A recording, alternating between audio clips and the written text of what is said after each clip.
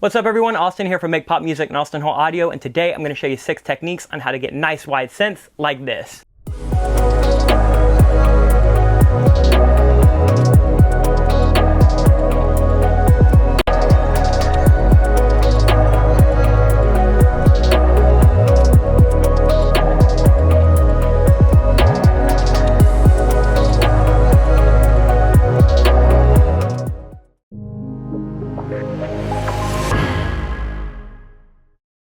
What's up everyone, Austin here from Make Pop Music and Austin Hall Audio. We are back with another video, and for the video this week I wanted to cover a topic that I get a lot of questions on, and that is how to add width to synths. So a lot of people run into the issue where their synths just feel a little bit narrow and wimpy and they're not really fitting in the mix, or they don't really have a vibe. So today what I want to do is I want to show you 6 different techniques that I like to kind of pick and choose from when I'm looking to make a synth sound a little bit wider and a little bit bigger and a little bit more atmospheric. So we're going to look at things that are subtle, we're going to look at things that are pretty dramatic, but at the end of this video you should be able to kind of discern different tips and techniques that you can take and you can use in your own productions. If you do like this video, then at the end please make sure you like, comment, and subscribe because it helps us out a ton. And if you want to support the channel, you can head over to makepopmusic.com where we have sample packs, preset packs, choruses. We just launched a new podcast, so there's all kinds of cool stuff over there, including some free content. So head over there after this video, but let's hop into Cubase and let's check out these 6 techniques to add some width to your synth. Now that we're in Cubase, let's go ahead and let's take a look at the first thing that I like to do when I'm trying to figure out if a synth needs some extra width. So let's take a look at this preset right here. So you can see right here, I'll just show you what this sounds like in solo.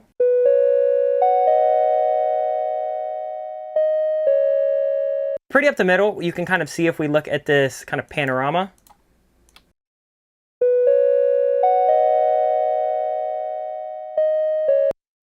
So the first thing that I like to do when I'm going to add a little bit of width is I like to kind of attack the source. So what I'll do is typically I'll turn something like the Unison up a little bit. So like let's take it to 4 and let's spread that detune out, because what this is doing is it's creating slightly different versions of the synth and it's kind of panning them out within it. So let's take a listen and a look.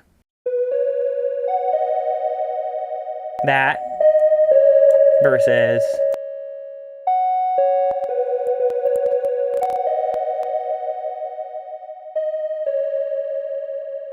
so if you're in a synth and you're thinking that it sounds really narrow and really kind of just up the middle and that's not what you want, especially on things like more vintage synths, if they have a Unison, sometimes they're also called voices, and if there's a detune knob, try to attack this first, because kind of getting it right at the source is a big way to kind of make sure that it's going to be fitting in the right space. So let's just kind of listen to that in the mix and show you what a difference that sounds.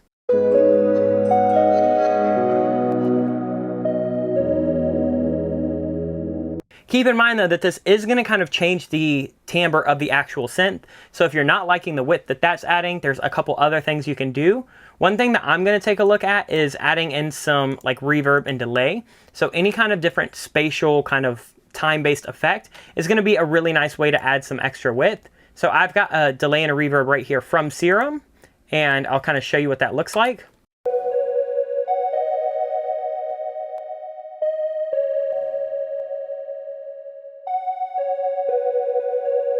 And that's just kind of softening that synth up a little bit. And if you really want to make this super wide, what you can do is you can go into something like Supermassive or Pro R or any kind of reverb that's going to have a width knob, and make sure that you're going 100% on the width. And that's going to also give you a little bit of extra space. Just make sure that you kind of understand that this is also going to kind of like smear it out a little bit, which I actually kind of like for the vibe that we're going here. But now that we've kind of adjusted that Unison to be a little bit wider and we've added a little bit of reverb, let's take a listen in the mix.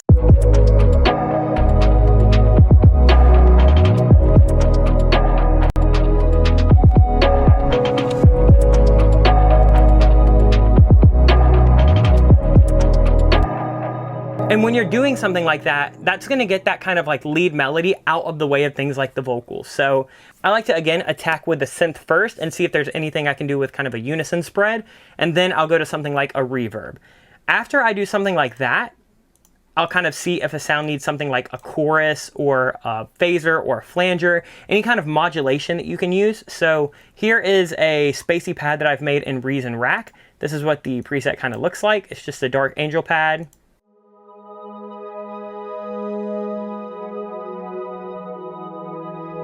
So you can kind of hear that this source sound is a bit wider than that kind of narrow monophonic synth that we had.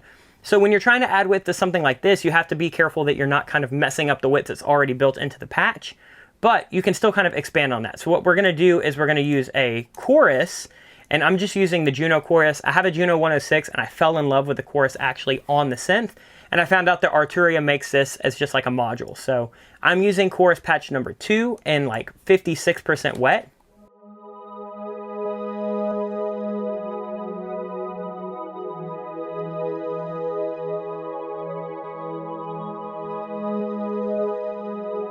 And that's just getting me like 20% wider. It's not gonna mess up the mono compatibility too much, but it does kind of add that chorusy sound and effect. So if you're not looking to necessarily have that like chorusy kind of timbre, you might not wanna go for a chorus. I'm a big fan of using it on things like pads like that because it's just going so far in the background. Another version of that is like this hyper in Serum, so we can go back to the kind of original synth that we had.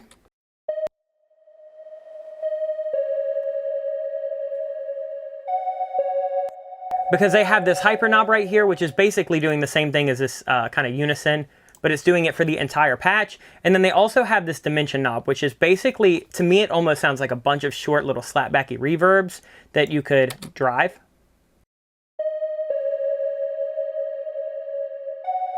And then you can even add like a phaser and a chorus within that. So now we've got hyper, phaser, chorus, we've adjusted that Unison, and we've got some super washy wet reverbs on that. So that's a whole different sound out the gate now. And that to me is about as wide as you can get on a single sound without it starting to just sound really, really wonky and mono. And then again, on this like extra pad right here, we've got this chorus that we've added in for just like 20% more width and texture. And if I play it in the context of the mix, you'll really be able to kind of hear. So here's without.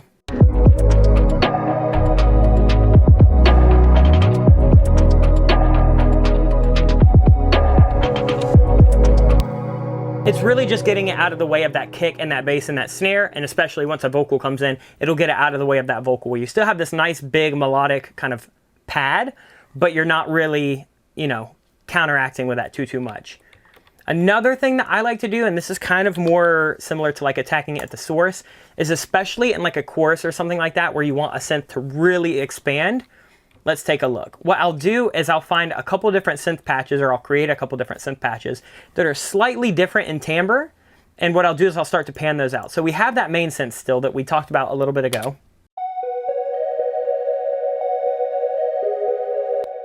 Super washy, super chorusy, super wet. And so what I wanted to do was I wanted to add a little bit of width, but I also wanted to add a little bit of kind of texture and attack. So what we've done is we have two different plucks right here. So this one is called Space Hymn. This is from one of our preset packs. This is from our preset pack Spectrum for Serum. Then we have another one that's from an Echo Soundworks pack called X Keys. And that's Trap Keys 10. And then both of these together, and you can see right here that we've panned this one 100% left, we've panned this one 100% right, and since they're different sounds, they're different wavetables, they're, you know, different settings within that, you're not gonna get phase issues, and so we can kind of layer those over that immediate pluck that we kind of started with.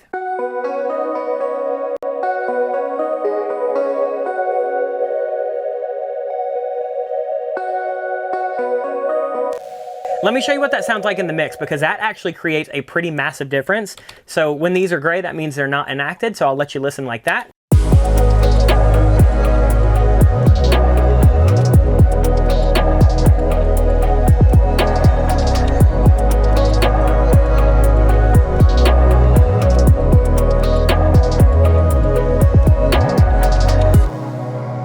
So when you're trying to get width in really anything, synths, guitars, vocals, overheads for drums, having two sounds that are ever so slightly different, whether that's differences in timing, that's differences in pitch, that's differences in timbre, that's going to create stereo width to the listener. So when you're doing something like tracking guitar, if you see that a song has a guitar panned left and a song panned right, those are tracked two different times, so you can have those little kind of minor differences in things like pick attack, timing, maybe they're slightly off because they were being played, like maybe one was picked harder so it's a little sharp, maybe one's a little bit flat.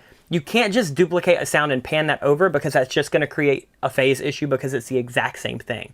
So when you're looking to add width by panning things out, make sure that you're creating different versions that are slightly different. So whether that's, playing it a little bit off the grid, creating a whole different patch, you just want things that are complementary, but kind of all work together as one big thing without creating these massive phase issues.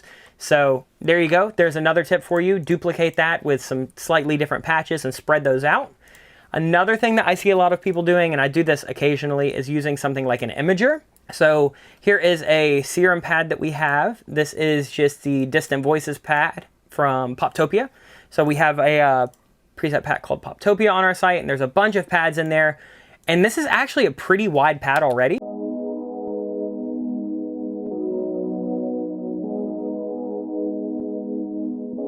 You can see from the panorama here that we kind of have some like variation in the left and the right, and that's because we have like a little bit of like phaser going on in this actual preset. But let's say that you like everything about the sound, like you love the timbre, you love the attack, you don't want to go in and do things like layer, you don't want to go in and add things like chorus that are going to really like change the actual tone of that sound. What you can do is you can use something like an imager. So I'm using the Isotope imager here because I really like that you can split it up. Typically, I'm not going to spread out low end like below 100, 150, 160. And then what I will do is kind of just see where the sound lies and see what sounds best when we push it. So let me bypass this. There's with nothing. And you can see that as soon as I turn it on, it's spreading that sound out, but it's not changing the timbre, it's not changing the actual space of it, like with something like a reverb. And what you can do is you can go really subtle or really aggressive with this.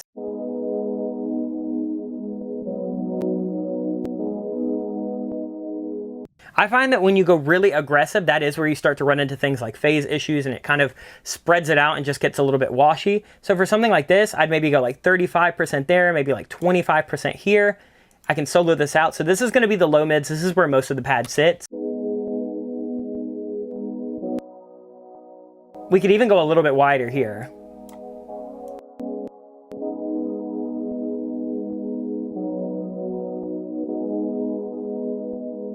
And using something like an imager like that is a really nice way to kind of get that extra width without, sacrificing the actual sound that you've created. So that's one of the imagers that I like using. Another thing is like a lot of plugins will have something called like spread. So like Murder Melodies has it. I know that RC20 also has like a spread function. People use S1. And what you can do with this is you can just turn up a spread knob. So let me play this out.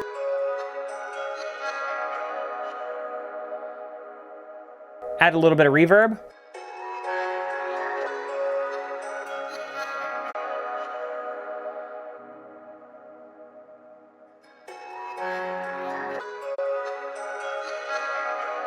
And that's doing something pretty aggressive, but since it's such a kind of atmospheric layer anyway, I don't really care. So let me show you what that sounds like in the context of the mix.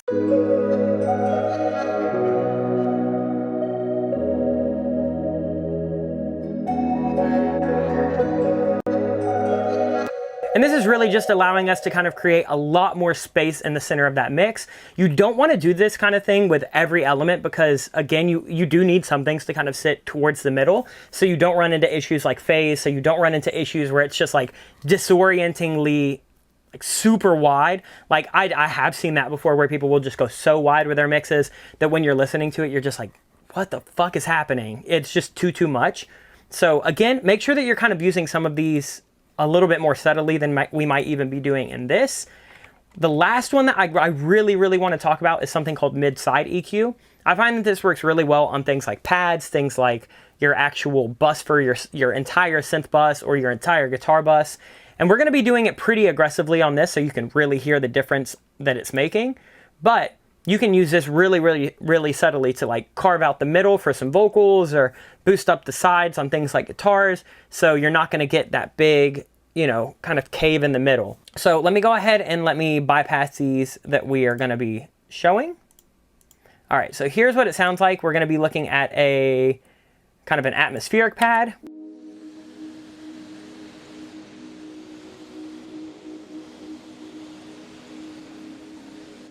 Now that's already a pretty wide synth, so I'm really doing this because I want this to just be atmospheric. I don't need it to be mono compatible at all. I really just want this for texture, just to kind of be like a nice little bit of ear candy. So what you can do with mid-side EQ is, I'm going to enable this band right here. We have a band that is taking away quite a bit of the mids in the middle area. So if you create a new point in Pro Q or any other EQ that has mid-side, you should be able to go over here and you can select where you want that to affect. So you can EQ the left side, you can EQ the right side, you can EQ the stereo, which is going to be the whole thing. You can EQ the mid, which is just going to be, the middle of the stereo spectrum, or you can do the side, which is just the side of the stereo spectrum. So when you're working with mid-side, one technique that most people will use pretty often is, if they want to create a lot of width, they're going to duck an area in the middle and they're going to boost that area in the sides. So let's just look where we're ducking right now.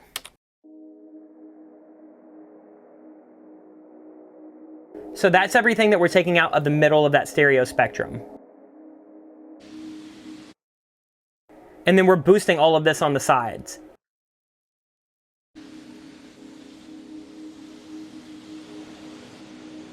Here's without it. With it.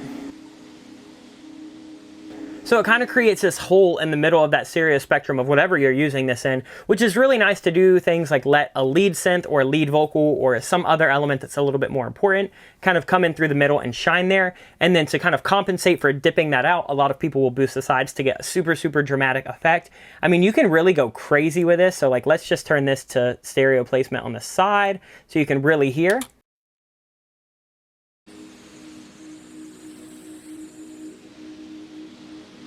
That makes it a lot more mono.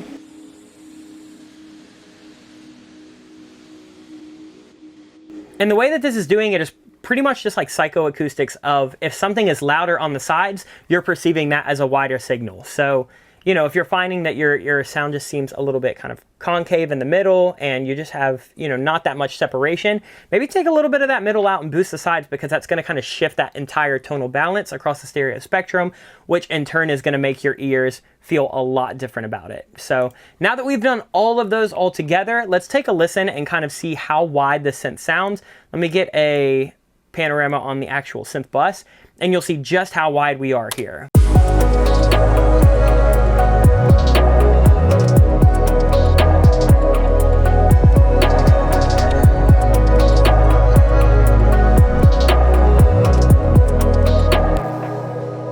So we have a ton of width, we have a ton of texture, we have a ton of dimension, but we're not losing mono compatibility. It's not this weird like phasey mess.